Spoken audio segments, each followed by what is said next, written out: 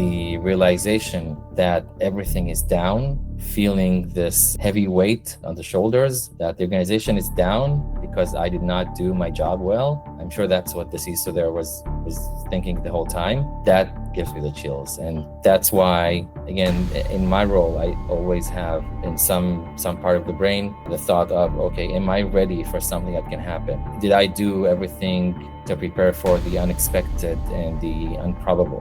Welcome to the CISO Signal, the true cybercrime podcast. I'm Jeremy Ladner. On this episode, we descend into the shadows of one of the most devastating cyber attacks in modern history.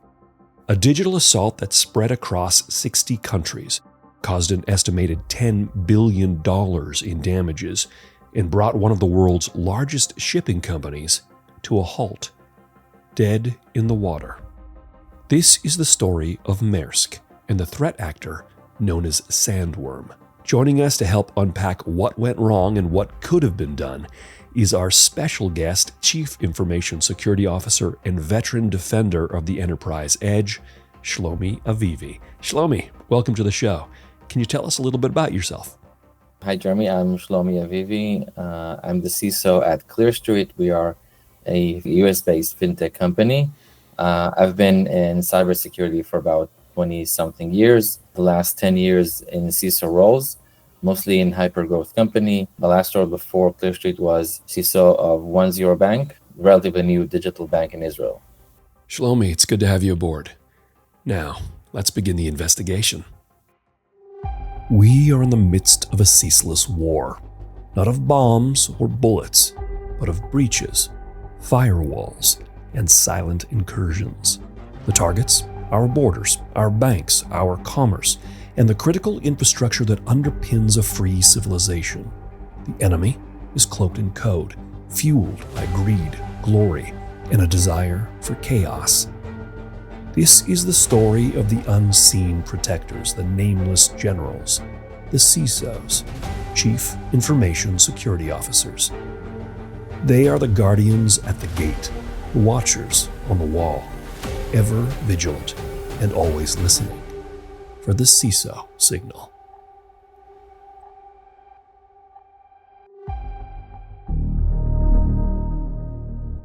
The date is June 27th, 2017. In Copenhagen, it's an ordinary sunny summer day. Inside the centuries-old white stone headquarters of Maersk, the global titan responsible for nearly 1/5 of the world's freight transport, a quiet war is about to break the surface.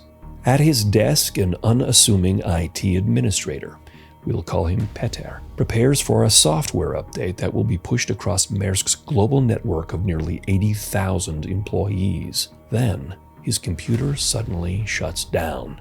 Annoyed, he glances around the open workspace and watches in disbelief as one screen after another goes dark. Peter doesn't know it yet, but he's just stepped onto the front lines of a conflict that started more than 1,000 miles away. A brutal, bloody shadow war between Russia and Ukraine that has already claimed over 10,000 lives. But this battlefield isn't drawn in trenches, it's coded in silence, and Maersk, neutral, commercial, far from the front, has just become collateral damage. This wasn't a heist, and it wasn't ransomware. It was a scorched earth campaign disguised as extortion.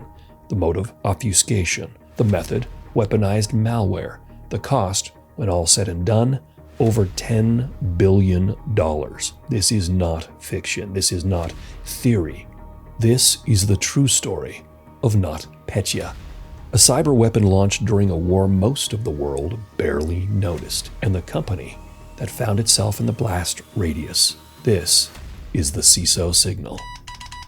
Okay, Shlomi, I want you to take us behind the scenes into the Security Operations Center that day. What do you think was happening? What do you think these folks were feeling? What's going through the CISO's mind as he suddenly realizes that this is not your typical morning? This is not just a few alerts and alarms that are going off. This is it. The dam has broken. They've breached. They're inside. Try to explain to us, if you can, what the mood was and what maybe those first steps were.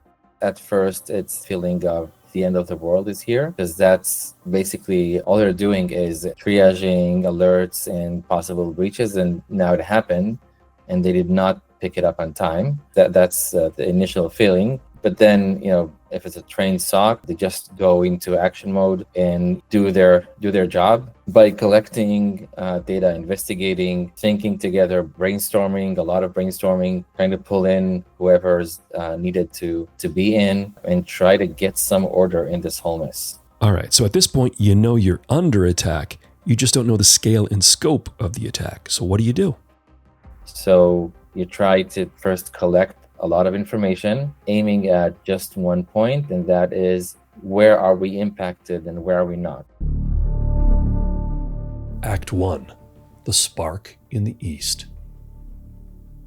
The first tremor didn't shake Copenhagen. It struck Kiev.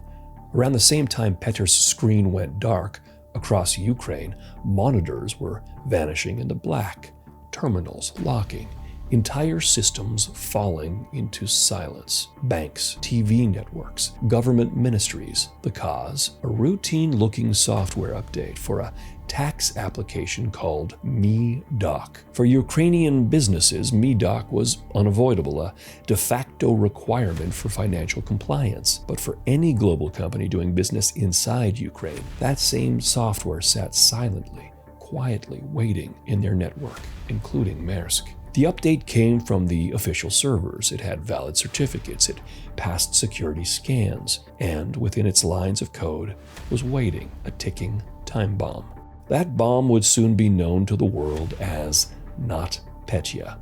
In form, it resembled ransomware. Victims saw familiar warnings and requests like, "Your files are encrypted, pay $300 in Bitcoin to recover them." But the encryption was permanent. There was no recovery, no keys, no ransom process at all, just devastation and destruction.